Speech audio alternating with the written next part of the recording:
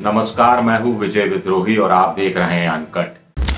आपको ध्यान होगा पश्चिम बंगाल में ममता बनर्जी ने एक नारा दिया था और नारा बड़ा हिट हुआ था, खेला होगे, और वाकई में बीजेपी का खेल कर दिया था। अब उत्तर प्रदेश में योगी आदित्यनाथ भी खेला होबे कर रहे हैं और उन्हें उम्मीद है कि अखिलेश यादव को खास तौर से साथ ही साथ प्रियंका गांधी और मायावती का वो खेल खत्म कर देंगे, पॉलिटिकल खेल, सियासी खेल खत्म कर देंगे।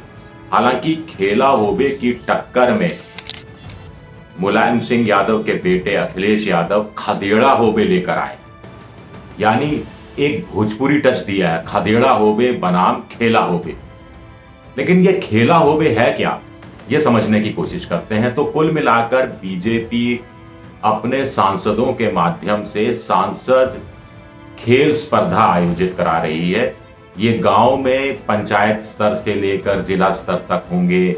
सभी जो 80 लोकसभा सीटें हैं वहां पर इस तरह का खेला होबे होगा।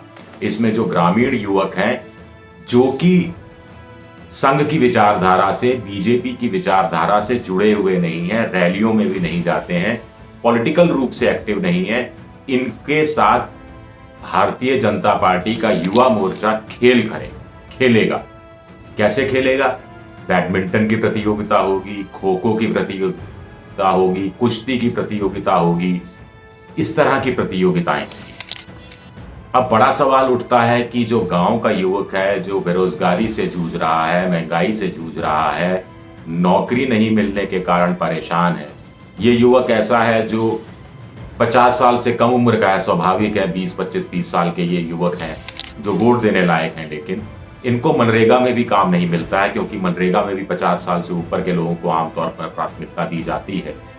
तो ऐसे युवाओं को खेलने का मौका देकर बीजेपी आखिर क्या हासिल करना चाह रही है? अपनी विचारधारा से जोड़ना चाह रही है, या फिर इन युवकों को अभी नौकरी चाहिए, कोई काम चाहिए, कोई छोटा मोटा काम भी मिल जाए, गांव के स्तर पर मिल जाए काम, गांव में शिक्षा का स्तर ऊंचा हो जाए, गांव में अच्छा स्कूल हो जाए, 5वीं तक का स्कूल है तो 8वीं का हो जाए, 8वीं का है तो 11वीं 12वीं तक का हो जाए, इंटर कॉलेज ज़्यादा हो, इंटर कॉलेज में पढ़ाई होती हो, और इस तरह की बातों का ज़्यादा इंतज़ार कर रहा है युवा। या खो खो खेल कर, या फिर कबड्डी खेल कर, या फिर बैडमिंटन खेल कर, या फिर कुश्ती खेल कर वो क्या हासिल कर देगा? कुश्ती खेल कर क्या वो सुशील कुमार बन जाएगा? बैडमिंटन खेल कर क्या पीवी सिंधु हो जाएंगे? क्या साइना नेहवाल हो जाएगा? तो ये बड़ा सवाल उठता है। लेकिन बीजेपी ने टारगेट युवाओं को किया है, अपने अलग तरीका से खेला होबे की वो एक रणनीति अपना रही है। और इसमें शहरों के स्तर पर जो प्रोफेशनल्स हैं, जो इंजीनियर हैं, जो डॉक्टर हैं, जो वकील हैं, जो एमबीए के प्रोफेशनल्स हैं, जो आमतौर पर पॉलिटिकल रैलियों में जाते नहीं हैं, अपने मोबाइल पे कुछ रैली देख ली या अपने इलाके में कुछ है तो टीवी पर देख लिया या माहौल देख लिया, लेकिन एक्टिव नहीं होते उस रूप में, उनको भी आकर्षित करने के लिए युवा उत्थान समारोह या युवा उत्थान कार्यक्रम बना रही है, जिसमें अनुराग ठाकुर जो युवा नेता हैं, बीजेपी के केंद्रीय सरकार में मंत्री हैं, और युवा और खेल मामला उनके पास है, आईएनबी मिनिस्ट्री उनके पास है, स्मृति ईरानी जो युवाओं में लोकप्रिय हैं, धर्मेंद्र प्रधान जो युवाओं में लोकप्रिय हैं अनुराग ठाकुर के साथ साथ, ऐसे लोग नेताओं को बुलाया जाएगा और ये इंटरैक्शन करेंगे।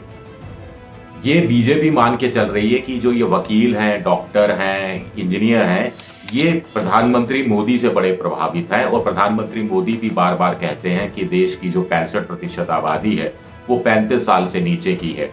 लेकिन यहाँ भी वही सवाल, क्या जो रोजगार में इंजीनियर हैं, रोजगार में डॉक्टर हैं, रोजगार में वकील हैं, उन लोगों को ही बुलाया जाएगा, उनसे ही बातचीत होगी? या बड़ा वर्ग है इंजीनियर्स में भी, डॉक्टर्स में भी, वकीलों में भी, दूसरे प्रोफेशनल्स में भी, बीए पास, एमए पास, पीएचडी हासिल जो डिग्रीधारी हैं, एमफिल जिन्होंने किया हुआ है या अन्य प्रोफेशनल कोर्स किया हुआ है, बड़ी संख्या में बेरोजगार हैं।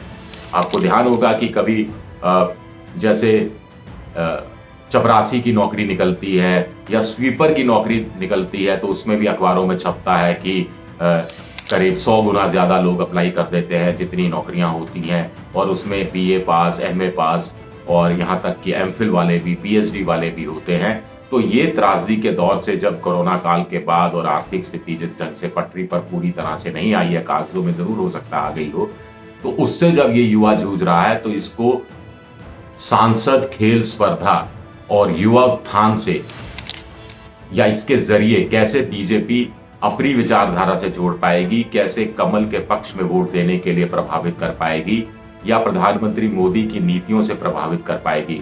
ये प्रोफेशनल्स को क्या चाहिए? स्टार्टअप भी बंद होते जा रहे हैं, यूनिकॉर्न इतने नहीं खुले हैं, और इसके अलावा मुद्रा योजना के तहत लोन बहुत आसानी से मिल जाए। आपको ध्यान होगा कि मुद्रा योजना में जो शिशु लोन है वो 92% लोगों को मिलता है, जिसमें 50,000 रुपये तक की मदद मिलती है। जो दूसरा है किशोर योजना और दूसरी योजना, उसमें कम है, और 50,000 की जगह भी औसत रूप से 22-23 हज़ार रुपये का लोन दिया जाता है। 22-23 हज़ार में कोई क्या तो युवा नया रोजगार शुरू कर पाएगा या किसी और को नौकरी पर रख पाएगा, ये एक बड़ा सवाल है। लेकिन खेला होबे है, राजनीति में खेला होबे होता रहता है, और ये यूपी में योगी आदित्यनाथ का अलग किस्म का खेला होबे है। खदेड़ा होबे इसके जवाब में अखिलेश यादव लेकर आए। शुक्रिया आप सबका, बहुत बहुत शुक्रिया।